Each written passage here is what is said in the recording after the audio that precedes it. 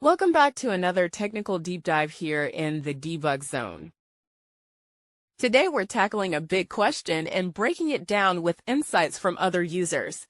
Hopefully this clears up some misconceptions and helps you get the answer you need. So buckle up, stay a little curious, and let's jump right in.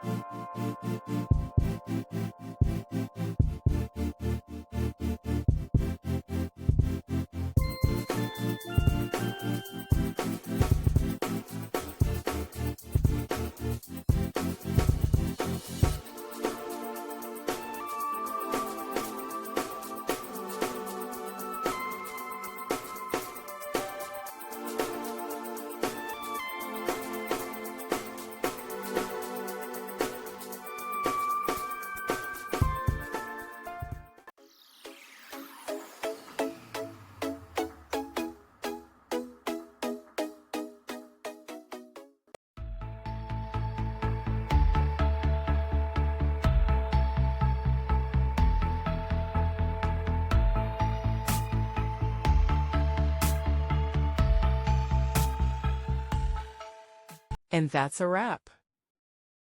I hope you found the answer you were looking for. If you did, take a second to hit that subscribe button. It really helps out.